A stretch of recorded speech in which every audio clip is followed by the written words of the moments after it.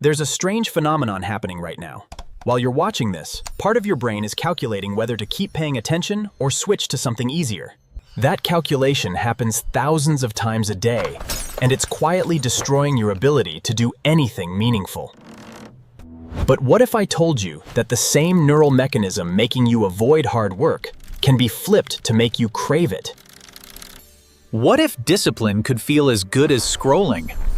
That's not motivation talk, that's neuroscience.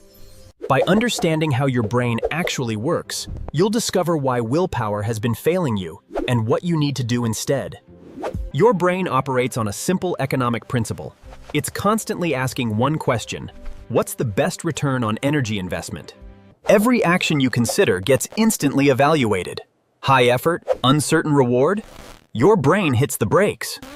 Low effort, guaranteed pleasure? Green light. This isn't a character flaw, this is survival programming from a time when conserving energy meant staying alive. The problem is, your ancient brain is now living in a modern world designed to exploit it. Every app, every snack, every piece of content has been engineered by teams of scientists to trigger the exact neural pathways that make you feel good with zero effort. Your brain isn't broken, it's being hacked. Let's talk about what's really happening in your head when you can't start that project or drag yourself to the gym. There's a tiny cluster of neurons called the nucleus accumbens.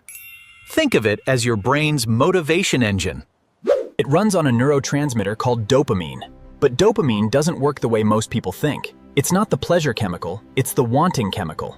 Dopamine spikes when you anticipate a reward, not when you receive it. That's why scrolling feels so compelling. Every swipe might reveal something interesting, so your brain floods you with dopamine to keep you searching. But here's where it gets dark. When you get too many easy dopamine hits, your brain adapts. It's called down-regulation. Your dopamine receptors literally decrease in number, like your brain is turning down the volume on satisfaction. Now you need more stimulation to feel the same level of interest. A book that once captivated you feels boring. A workout that once energized you feels impossible. You're not losing discipline, you're experiencing a tolerance effect, just like with any other drug. This is why people who spend hours on social media often feel the most unmotivated. Their brains have been trained to expect constant, effortless rewards. Anything requiring sustained attention feels like punishment by comparison. The effort-to-reward ratio is all wrong. Your brain has been recalibrated to crave instant gratification, and real achievement can't compete with that. But the beautiful thing about neuroplasticity is that what can be broken can also be fixed. Your brain is constantly rewiring itself based on what you do. Every choice you make is either strengthening neural pathways for discipline or reinforcing pathways for distraction. The question isn't whether your brain will change, it's which direction you're pushing it. So what exactly is a dopamine detox and why does it work? Despite what the name suggests, you're not actually detoxing from dopamine itself. You're removing the artificial, hyper-stimulating sources of it. Think of your dopamine system like a dimmer switch that's been cranked to maximum brightness for so long that normal light looks like darkness. A dopamine detox is about turning down that dial so your brain can recalibrate what normal feels like. When you remove the overwhelming sources of easy pleasure, something remarkable happens. Your dopamine receptors begin to upregulate. They become more sensitive. Suddenly, activities that seemed boring before start feeling engaging. The satisfaction of completing a task, the energy after a workout, the calm after focused work, these natural rewards start registering again. You're not becoming someone new, you're returning to baseline. You're remembering what it feels like to be driven by internal satisfaction rather than external stimulation. Most people fail at this because they approach it wrong. They try to white-knuckle through it, relying on willpower alone. But willpower is a finite resource, and it's no match for a dopamine-starved brain screaming for stimulation. Instead, you need to understand the transition period. For the first few days, you're going to feel restless, irritable, maybe even anxious. This is not weakness, this is withdrawal. Your brain has adapted to a certain level of stimulation, and now you're pulling it away. The discomfort you feel is actually a sign that the process is working. Your brain is being forced to adjust. The key is knowing that this phase is temporary. Most people give up right before the breakthrough because they interpret the discomfort as a sign they're doing something wrong. But that restlessness is your brain reorganizing itself. Push through it. Here's what you need to do practically. Start by identifying your highest dopamine activities. Not the things you enjoy most, but the things that require the least effort for the most stimulation. For most people, this is their phone, specifically social media, short-form video content, or games. But it could also be junk food, online shopping, or pornography. Whatever gives you intense pleasure with minimal effort, that's your target. Now, here's the critical part. You don't have to eliminate these forever. You just need to eliminate them temporarily while your brain resets. Pick a time frame. 3 days is a minimum. 7 is better. 14 is transformative. During this period, you're creating artificial scarcity for easy dopamine, which forces your brain to find satisfaction in harder activities. But you can't just remove things, you have to replace them. Nature abhors a vacuum, and so does your brain. When you take away easy dopamine sources, you need to deliberately engage in activities that provide slower, more sustainable rewards. Read a physical book instead of scrolling. Cook a meal instead of ordering. Go for a walk without headphones instead of watching another video. Exercise without music or podcasts. Journal by hand. Have a real conversation. These activities feel boring at first because your dopamine system is still tuned to high intensity. But here's the magic. As you persist, your brain starts releasing dopamine in anticipation of these activities too. After a few days of reading, your brain learns that opening a book leads to the satisfaction of learning something new. After a week of workouts, your brain starts craving the endorphin rush and sense of accomplishment. You're literally retraining your reward system. There's a crucial distinction here between pleasure and satisfaction. Pleasure is immediate and fleeting. It comes from external stimulation and requires no effort. Satisfaction is delayed and lasting. It comes from internal accomplishment and requires effort. Modern life bombards us with pleasure, but leaves us empty of satisfaction. That's why you can spend an entire day feeling entertained and still go to bed feeling unfulfilled. Your brain got pleasure, but no satisfaction. A dopamine detox shifts your focus from seeking pleasure to building satisfaction. And here's what nobody tells you. Satisfaction actually produces more dopamine over time than pleasure does. When you accomplish something difficult, when you push through resistance, this is the feeling athletes call a runner's high. It's what creators feel after hours of focused work. It's the deep contentment that comes from discipline. And it's far more powerful and lasting than any notification could ever be. The neuroscience backs this up. Studies show that delayed gratification activates the prefrontal cortex. The part of your brain. The more you practice delaying gratification, the stronger these neural pathways become. Meanwhile, instant gratification activates more primitive parts of your brain, the limbic system, which operates on impulse and emotion. Every time you choose discipline over distraction, you're quite literally strengthening the advanced parts of your brain and weakening the primitive parts. You're upgrading your operating system. Over time, this changes your default setting.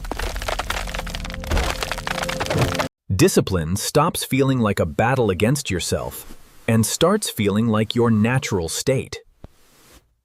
This is what people mean when they say discipline becomes a habit. It's not that it becomes easy, it's that your brain rewires to prefer it. Let me tell you what happens after a proper detox. You'll notice your attention span expanding. Things that used to bore you within minutes will hold your focus for an hour. You'll feel a clarity of thought that's been missing. Ideas will come more easily.